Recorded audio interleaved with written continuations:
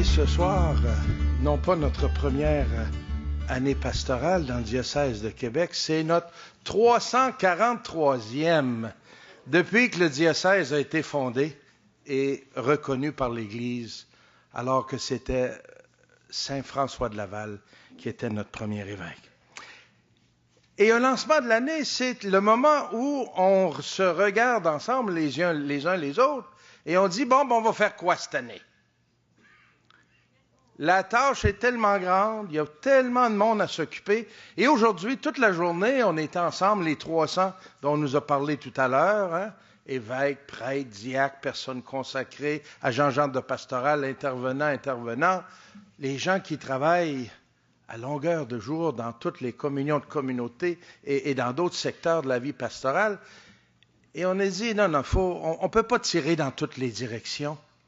Et devant la tâche qui est énorme, titanesque, on ne pourra pas faire ça tout seul. Imaginez 300 personnes pour prendre soin, accompagner, évangéliser, catéchiser, former à la vie chrétienne. 1 092 000 catholiques, c'est ça que nous sommes dans le diocèse de Québec. Bon, je sais, vous allez me dire, ils ne sont pas tous à la messe le dimanche. Mais ils sont membres de notre famille, pareil. La grande majorité baptisée, et nous avons à trouver les moyens de les rejoindre. Alors, qu'est-ce qu'on va faire cette année? Une grande vision, un grand désir nous habite pour rassembler nos meilleures énergies, nos ressources, notre temps, pour aller dans la même direction. Et ce soir, nous vous avons invités, vous les proches, ceux qui étaient engagés, des baptisés engagés dans tous les secteurs de la vie de notre diocèse, parce qu'on s'est dit à 300, on n'y arrivera pas. À 1000, ça va être un peu mieux, mais ça ne sera pas encore suffisant, c'est évident. Mais au moins, on va être davantage pour partager cette vision. Nous l'appelons notre vision, l'énoncé de la vision diocésaine.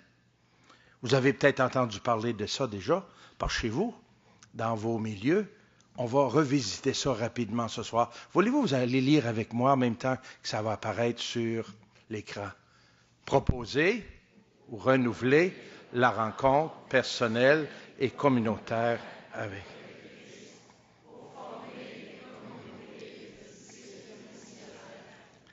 Voilà, en une seule phrase, le cœur de ce qu'on veut vivre, ce qu'on est appelé à vivre. On ne s'est pas donné ça nous-mêmes, c'est un mandat qu'on a reçu du Seigneur. Un mandat qui est transmis de génération en génération. Il y a 2 mots qui sont en rouge au début parce qu'initialement, on avait juste renouvelé. Renouveler la rencontre personnelle et communautaire avec le Christ parce que c'est ce que le pape nous demande de faire, renouveler ceux qui sont déjà baptisés puis engagés. On va les renouveler, on va les remettre dans le bain, mais on est obligé d'ajouter cette année, on va d'abord proposer. Pourquoi? Parce qu'il y en a de plus en plus autour de nous qui n'ont jamais rencontré le Christ, qui n'ont pas d'amitié avec lui, qui ne se savent même pas aimer de Dieu.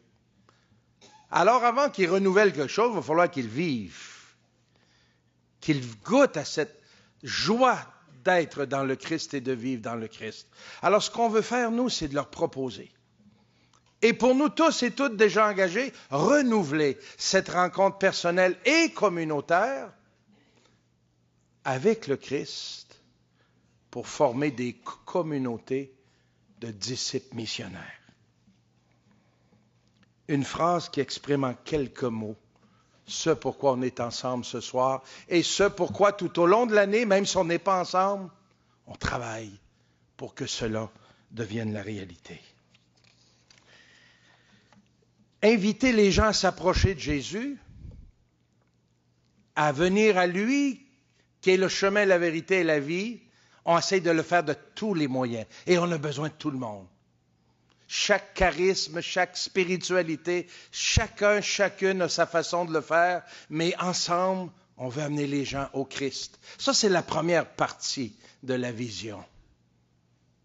Ceux qui ne l'ont jamais rencontré et ceux qui ont besoin d'être renouvelés Parce qu'il y en a des fois qui sont baptisés et qui ont leur certificat puis qui disent, moi j'ai tout fait mes sacrements, regarde, j'ai mes certificats. C'est fait. C'est fait. Ah oui, ça fait-il longtemps que tu n'as pas revisité ça? Ça remonte à quand la dernière fois que? Renouveler chaque jour. Mais ça, c'est juste la première partie. Si vraiment on laisse le Christ nous saisir, comme il a saisi Paul, on va avoir le goût de faire ceci. Sortir de notre communauté, de nos églises, de nos groupes, de nos mouvements, et aller à la rencontre de ceux et celles qui ne le connaissent pas. Aller à la rencontre de ceux qui ont pris des distances. On a beau sonner les cloches et sonner l'angélus et sonner à tous les heures, ils ne viennent pas. Parce que c'est nous qui devons sortir. Ça, là, gravez ça dans votre tête et dans votre cœur, cette image-là. Ça, c'est ce que nous voulons vivre. C'est ça, la vision qu'on porte. Venir au Christ et repartir pour aller au cœur du monde. Voilà les deux grands mouvements de notre énoncé de vision. Bon, mais là, je le vois que le temps... Quelle heure est-il? 7 heures et... 7 heures et quoi? 8 heures? Non, d'ailleurs pas à bonne heure. Quelle heure est-il? C'est l'heure d'évangéliser, mes amis. Mettez vos pendules à l'heure. C'est l'heure d'évangéliser. Si votre montre n'est pas à cette heure-là, là, vous ne pourrez pas vivre ce qui nous est présenté, ce que le Seigneur nous demande. C'est l'heure de nous mettre ensemble, plus que jamais, à cette tâche d'annoncer l'Évangile. Et pour faire cela, et c'est le point que je veux développer avec vous ce soir brièvement, nous avons besoin de vivre un leadership partagé. Si on ne partage pas cette mission, si on ne le vit pas ensemble, on n'y arrivera jamais. On ne peut pas juste chacun faire comme bon lui semble. La tâche est trop grande. C'est trop urgent actuellement.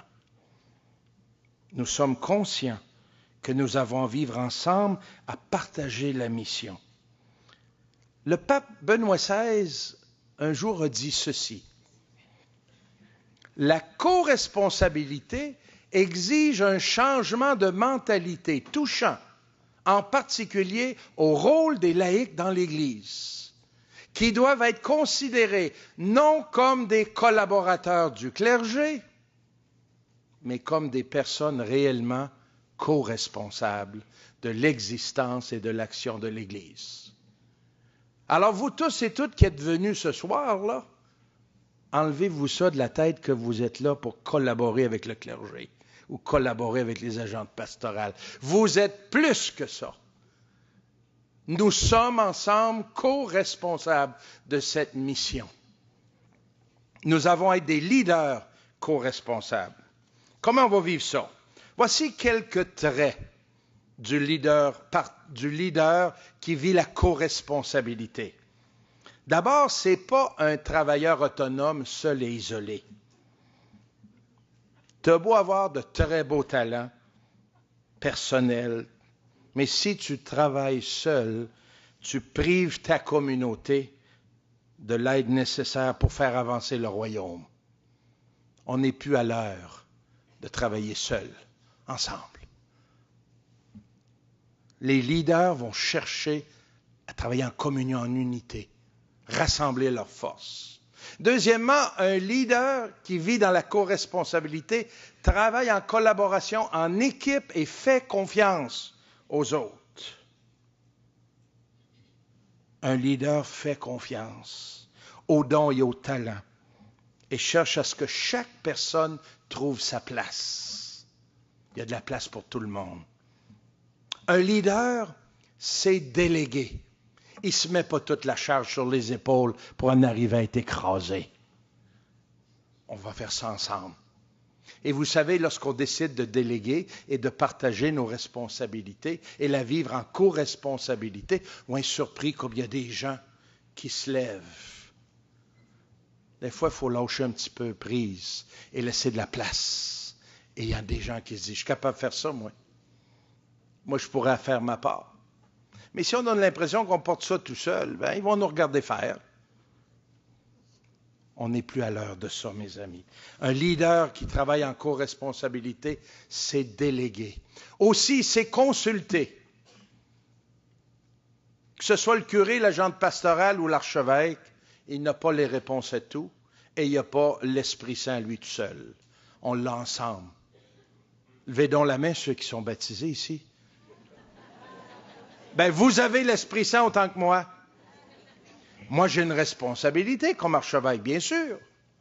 J'ai à travailler pour la communion, à rassembler le peuple de Dieu, à être sûr qu'il est en marche et dans la bonne direction. Mais j'ai besoin de vous pour ça. Comme vos équipes pastorales, les responsables de vos mouvements, de vos groupes ont besoin de vous. On consulte, on écoute les autres. On prend le temps de demander l'opinion, les idées des autres et on en tient compte. On a du chemin à faire là-dessus. Un leader écoute les baptisés. Au début, j'avais mis écoute les laïcs, mais non. C'est tout le monde qui doit écouter tout le monde. On doit écouter les laïcs doivent nous écouter, on doit écouter les personnes de toutes conditions et de tout ministère.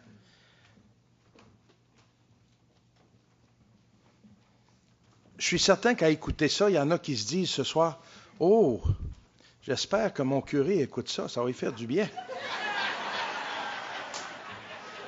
Ou il y en a peut-être d'autres qui se disent, il y en a peut-être d'autres qui se disent, j'espère que la madame responsable de la chorale va tenir compte de ça. J'espère que notre agente pastorale il a les oreilles ouvertes ce soir pour écouter ça. C'est très facile en écoutant tous ces points-là de dire ah, ah, ah, ah, ah. Avez-vous pris le temps de dire ah ah? Ah ah, moi aussi peut-être, à grandir. C'est d'abord un regard, vous savez. Si tu regardes les autres de haut parce que toi, tu n'as pas de diplôme, toi, tu n'as pas assez d'expérience, toi, tu es nouveau, tu es un nouveau converti, toi, c'est sûr qu'on n'arrivera jamais à porter ensemble la mission. Mais si on se regarde et on reconnaît la dignité de chacun. Oui, pas toutes pareilles, mais on a toutes la même dignité. Et finalement, un leader qui travaille en co-responsabilité bâtit son équipe. Il a le souci de travailler avec les autres et de s'enrichir de la présence des autres, de d'autres talents, de d'autres façons de voir, d'un dynamisme peut-être qu'on n'a pas. Voilà quelques éléments qui caractérisent les leaders dans la vie de l'Église et qui favorisent la co-responsabilité, le travail ensemble pour la mission. Si on avait le temps, je vous aurais fait partager lequel de ces points-là tu as besoin, toi, de travailler le plus. Et si on avait encore plus de temps, je vous aurais dit, vous êtes en équipe là, pastorale ce soir avec vos collaborateurs, vos co-responsables, votre équipe, là. Mettez-vous ensemble et dites-vous, chez nous, avec quoi on va commencer à améliorer notre vie d'équipe et notre vie au service de la vision que nous portons et de la mission. Mais vous avez tout pris ça en note. Et dans une semaine, tout ça va être sur le site de CDQ. Et ça va être écrit dans une semaine à peu près, là. Hein? Je n'ai pas dit laquelle, mais c'est dans une semaine. Non, sérieusement, très rapidement, on met ça pour que vous puissiez continuer le travail chez vous. Pourquoi? Parce qu'on veut toujours plus être ensemble pour la mission. Et j'ai choisi cette image-là. Avez-vous remarqué? C'est un tronc d'arbre qui est tombé, qui est vieillissant, qui est peut-être déjà, il a perdu une partie de sa sève, mais il y a une petite pousse. Souvent, c'est comme ça dans notre Église. On voit des choses mourir, mais si le grain ne meurt pas, il ne produit pas de fruits. Laissons des choses mourir et surtout ayons confiance dans ce qui est en train de changer, se transformer. Le Seigneur, lui, est capable d'y donner vie. Comme Pierre-André nous le disait, choisissons la vie, choisissons de croire à la nouvelle pousse, de travailler encore plus en co-responsabilité. Et notre mission, elle va avancer beaucoup cette année. Merci beaucoup.